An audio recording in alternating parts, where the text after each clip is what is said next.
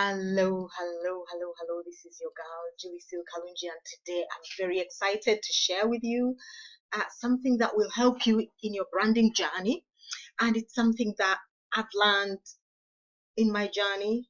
When I first started, I was DIY branding, and then I realized one of the biggest mistakes that one can do is just DIY brand without any support, without any training, without any help, without getting any expert advice and guidance. So one of the biggest mistakes that I am telling you today that you can do as a brand, building your brand, is DIYing, doing it yourself on your own without any help. So without further ado, I'm just gonna dig in and share with you the biggest mistakes that you can do as a brand, as a new brand. That we know building a brand can be overwhelming, and these mistakes can extend your journey a whole lot further. And in some cases, people quit on their dream because they have absolutely no idea what to do, and they are just too stubborn to reach out or find the help they need. So if you're new to your entrepreneurial journey, or you have found a block, or you've hit a plateau in your brand, we've got you covered today. So without further ado, let's dive deeper into the mistakes that you can do as a brand that you can actually avoid, because we are sharing them with you today. Now, the first mistake is not investing in your visuals. And what do I mean by this? Have you ever visited a website which has every color under the sky, a mishmash of colors, a rainbow of colors, and no real theme going on there, and every page is on its own, there is no real flow, and frankly speaking, mostly people are put off by that kind of thing, unless you are 100% sure that you are already known, say offline, you've already built a brand offline, and when you come online, this kaleidoscope of colors is what your brand is, what your audience is used to. So find what your particular color palette is. That's what you need to do. Now, we created a Pinterest color board and tried different mixes, since our brand is both male and female. Paul and I, he loves blue, I love red and blue, and all kinds of other things as a woman, and pink, of course. So, but we kind of found a middle ground. We also chose a font that is clean. Verdana, it's clean, it's easy to read, and it's easy to understand. So don't have a mishmash of fonts. As you can see here, different fonts here, different fonts here, different font there.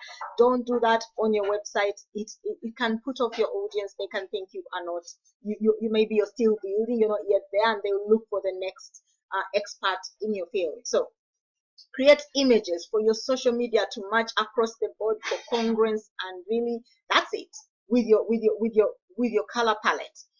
Now, if you have more than 3 fonts, 3 different color palettes, inconsistent visual elements on your website, in your shop, and your shop is not like let's say is not like a Walmart or that kind of thing, then you are making a mistake.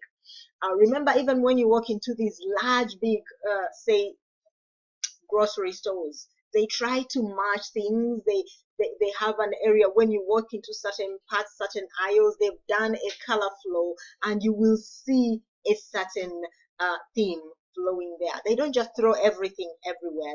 They create a theme and make it visually attractive.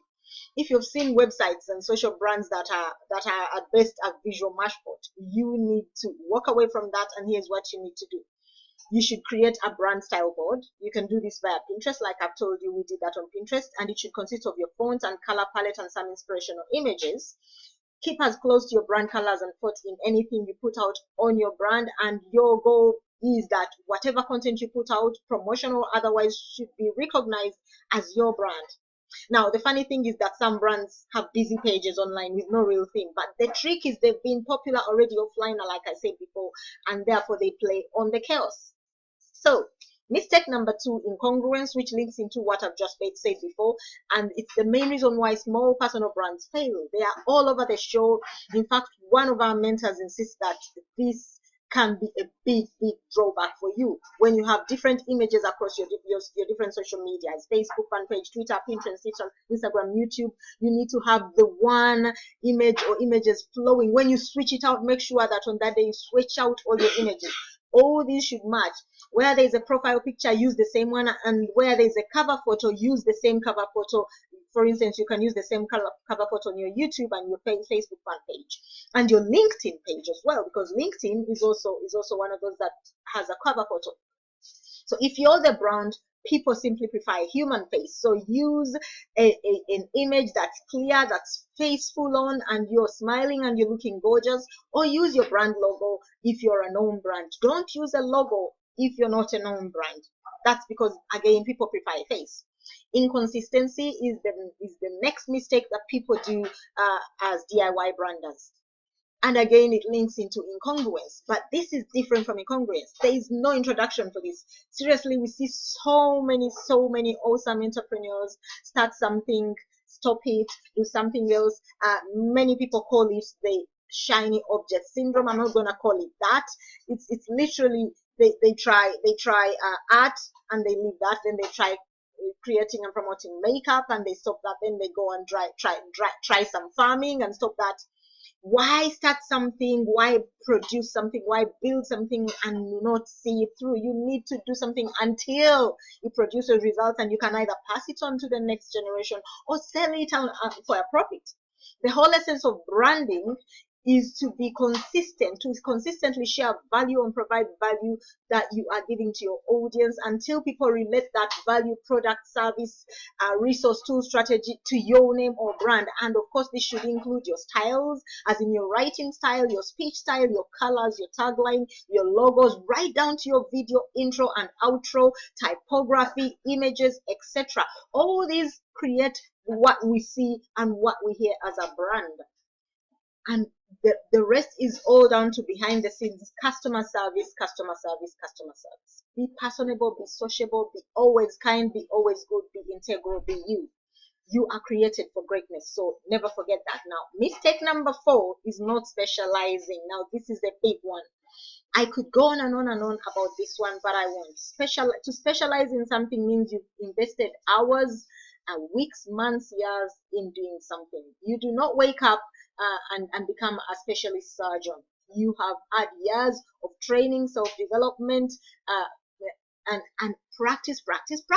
So why would you expect to invest in something today and tomorrow you're a known brand? You know, one of my team members reached out to me yesterday and said, this whole thing that we're doing, it's too hard. I'm finding it too hard to promote, and I'm going to quit.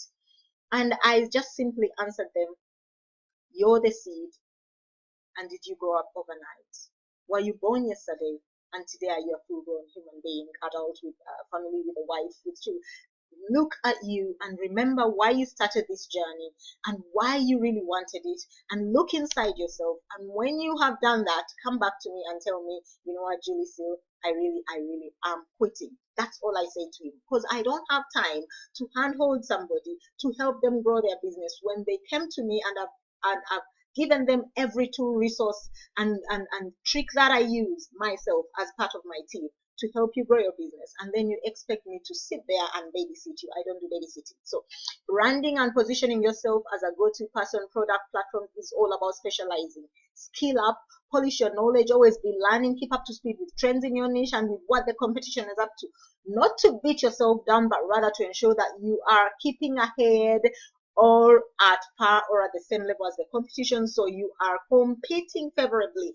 In my view, in my world, there is no competition. There is absolute abundance everywhere. We all have more than enough on this planet.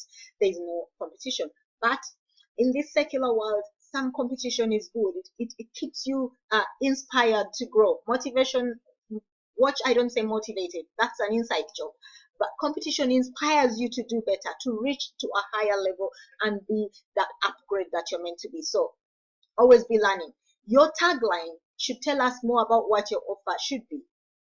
And clearly, like I said, if you're not specializing in your niche and you're teaching everybody everything. You're a jack of all trades and a master of none.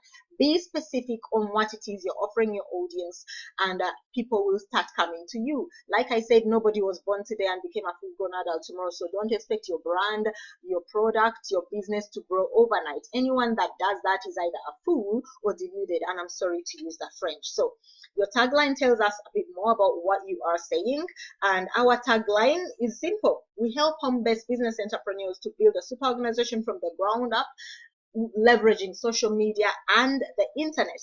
Based on this, we share below 3 simple steps to create a killer tagline. 1. Who are your target audience? Home business entrepreneurs are our audience, network marketers, internet marketers, and people looking to grow a residual income online. That's our basic target audience.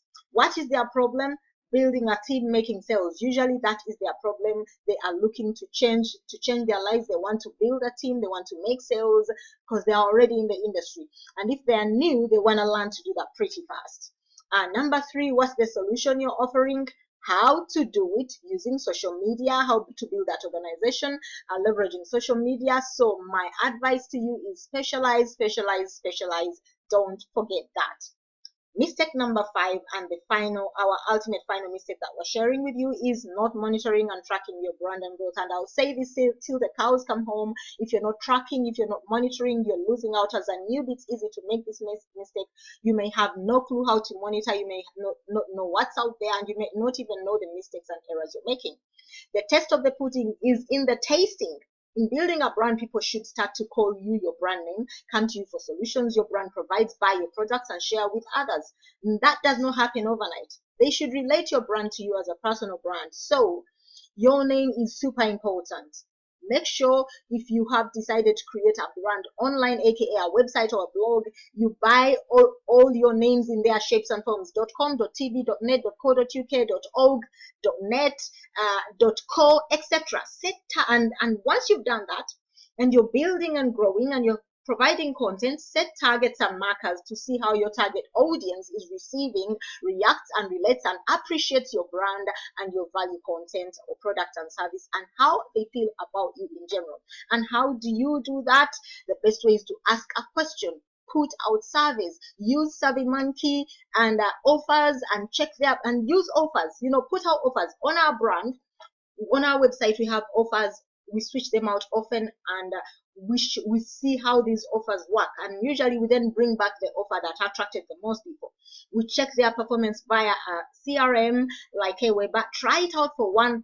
It's only $1. Try it out. I'll leave a link on this video, so you can actually try it out for £1. With the tools we share with you, you can learn what your audience thinks about you.